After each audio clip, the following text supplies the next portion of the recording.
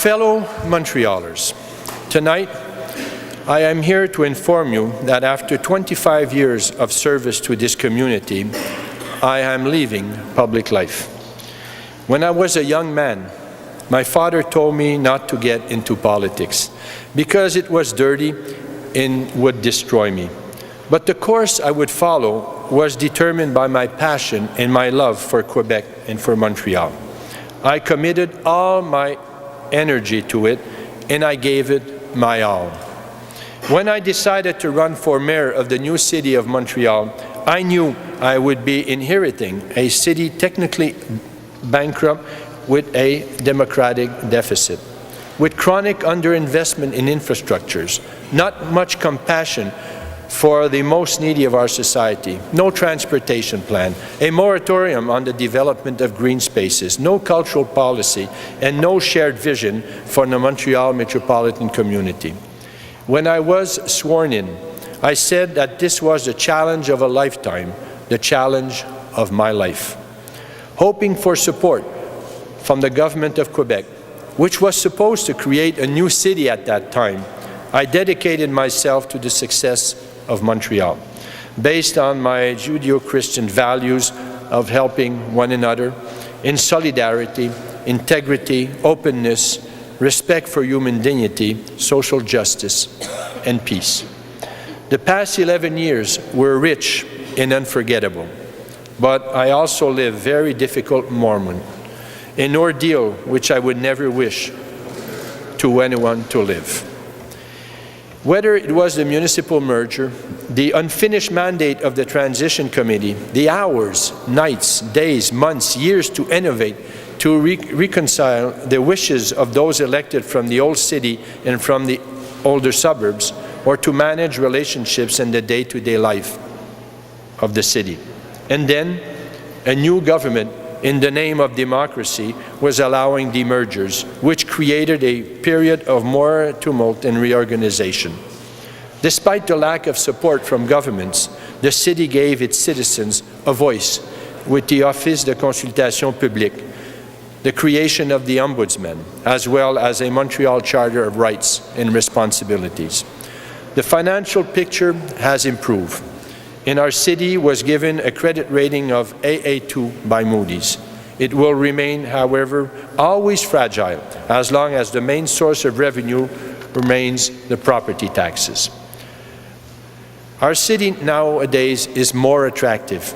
Concrete actions are being taken to help the most needy. Public transportation has finally been recognized as a priority. Strategies and policies are integrated upstream of major projects, and the Montreal metropolitan community is now united and speaks with one strong voice for the first time. Montreal is a UNESCO City of Design and has many major projects: the Quartier des Spectacles, the Montreal Technopole for Help and Care and Innovation, the Montreal Harbourfront, and soon the first world-class space dedicated to the life of mankind and nature, l'Espace pour la Vie. We are building the future. Today, Montreal is developing on solid grounds, generating more and more wealth, has an influence on the international network of cities, enjoys a broad international reach, and is more and more frequently cited as a dream city with a great quality of life. And in 2017, for its 375th anniversary, Montreal will be recognized globally as a city of creators and as a world-class cultural metropolis. Let's take pride in that, and let's remind ourselves of it today and every day.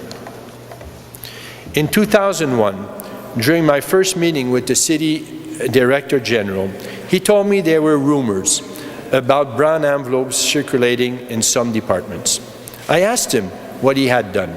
His response was that he asked for evidence, but no one has ever given any. I've always promoted the values of integrity, honesty, and respect. I committed all my energy to the best interests of our city. Given the magnitude of the challenges, I have delegated responsibilities and put my trust in fellow elected officials and the municipal public servants. Was I skeptical? Yes.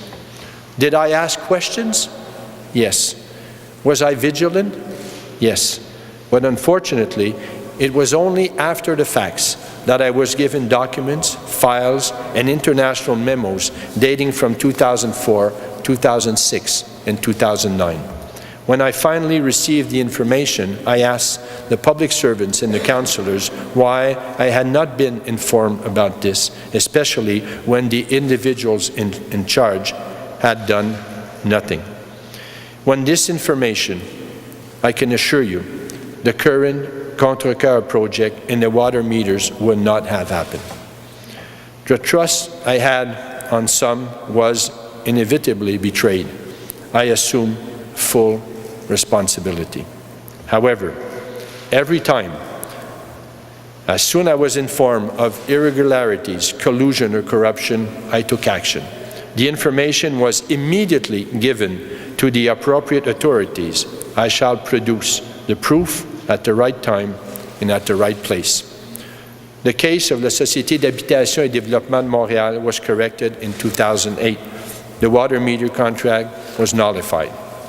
In 2009, even as a storm raged, I decided to seek a third mandate because I sincerely believe that I was the best person to complete the cleanup.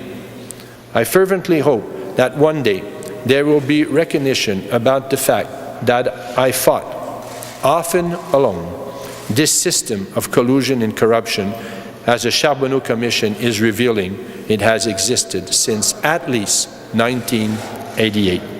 At my request, 3 administrative reports were ordered in 2009 and 2010, following which we have implemented at the City of Montreal the most severe mechanism with respect to the procedure of granting contracts.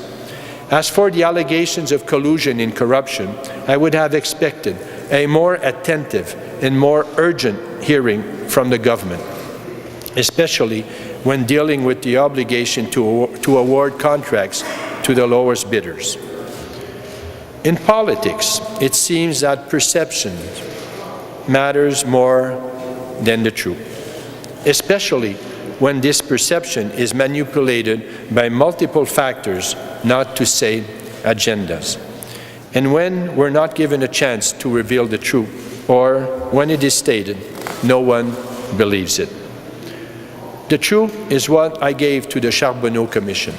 Unfortunately, I do not have the possibility of defending myself because I am not part of the Commission's game plan, at least in the short term. But tonight, I want to tell you this. I was never informed on July the 2nd, 2009, that there were 4 suspicious individuals in my entourage. Fortunately, my Chief of Staff did attend the meeting in question, and he confirms the facts. One day, the hidden agenda of certain people will come to light. I was never present at any meeting in the electoral offices of Union Montréal in the borough of Saint-Laurent in 2004, where I supposedly was told about double bookkeeping. This meeting never took place. The allegations are false, as confirmed by my official agent, who himself wants to be heard by the Commission as soon as possible. I now must suffer in an unbearable injustice. I never thought my life could be subject to such a fury in a society of law and justice. But one day, justice will prevail. Under these circumstances, I cannot help anymore. The success of our city is much more important than my personal interests. I do want you to know that with these crooks gone, the foundation of the city are strongly built, and in the hands of thousands of women and men of integrity who are capable and dedicated to public service and who share a passion for Montreal. I thank them for their loyal support through these many years. To my political family, my deepest appreciation goes to you as you were always there, for better and for worse. I will never forget these moments and those enduring memories. I would like to acknowledge the unfailing and exceptional support of Raymond Bachand. He truly is committed to our city. My heartfelt thanks to my close and faithful assistants and collaborators for their loyalty and commitment. To those in recent days that have been at my side and encouraged me, I tell you that our paths will cross again. To those who relied and trusted me all these years, I want you to know that I have never betrayed you. I'm now going back home, confident in knowing who I am, to find a woman I love profoundly and who has always been by my side. To my children who won't have to worry anymore, and I will spend more time with my family and my friends who have always been alongside with me. This decision today is for me the ultimate sacrifice, my last act of love for the best interests of our Montreal. I sincerely hope the person you will choose to succeed me in November 2013 will have the same passion for Montreal as I have. Have a good evening.